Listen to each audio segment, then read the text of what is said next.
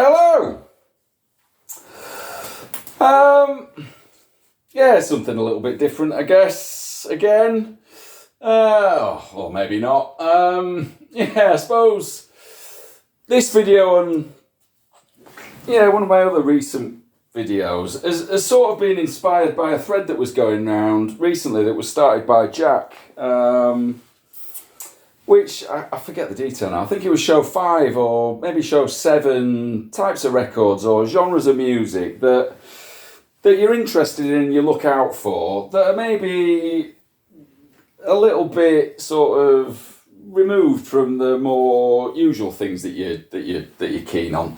And yeah, I thought that was an interesting idea, and I would have liked to have done a response really, but the reason that I didn't was because a lot of the tunes that I would have wanted to include on a playlist, they weren't necessarily all on YouTube, or some of them, like the ones that I'm going to show here, might have been included, but it was the full side of a record, and so it's 24 minutes, and it's only a 3-minute track that's worth your attention, so no good for a playlist.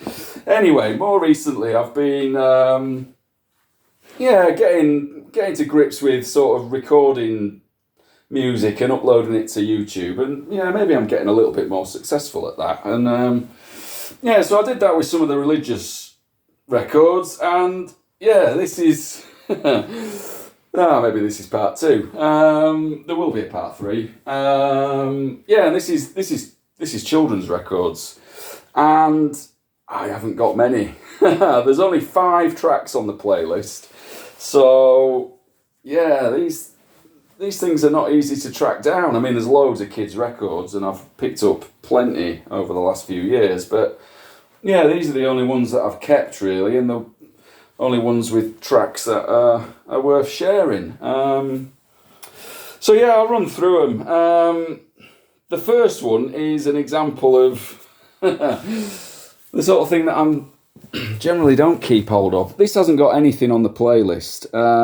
I think there were a series of 5 of these. This is from '69. It's just stories, rhymes, a few songs. Must be from a few different BBC programmes. There's nothing of any musical note worth mentioning here. The reason that I'm showing it is just because of the label, which is possibly one of my favourite label designs ever. I think all of this series have got the same design, which is quite lavish really for a kid's record, with a sort of gold gilt effect to the outer ring there. Anyway, there's no music on there worth talking about, but these 5 are great, and honestly every track on here is an absolute delight in different ways really. And this first record, Bang on a Drum, is probably a bit of a classic really, and probably the most well known out of all of them. This is actually a repress from '76. It's on this later BBC label. I think it was originally out in '73. And it's the title track, which is the one that everybody knows, Bang on a Drum.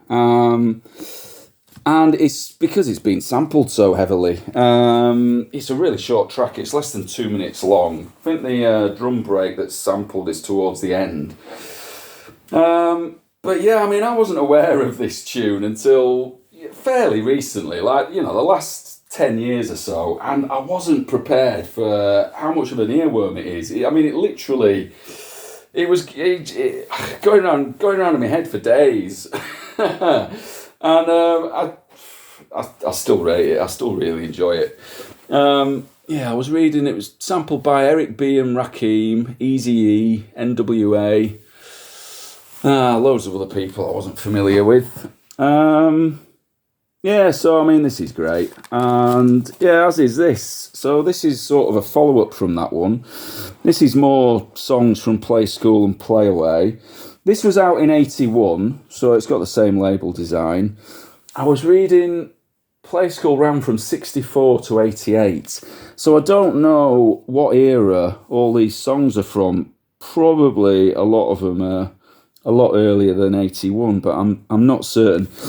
The reason for getting this is the £1 Million song which, yeah, very different. Probably a bit more kind of in the style of maybe sort of traditional music hall, but it's just brilliant, and the lyrics are amazing, and yeah, it's absolutely worth checking out. This record here actually is worth looking out for, because this is a 2 LP reissue. It's on this EMI MFP label, and I mean, it's not obvious looking at the sleeve, but that is actually just these two albums in full.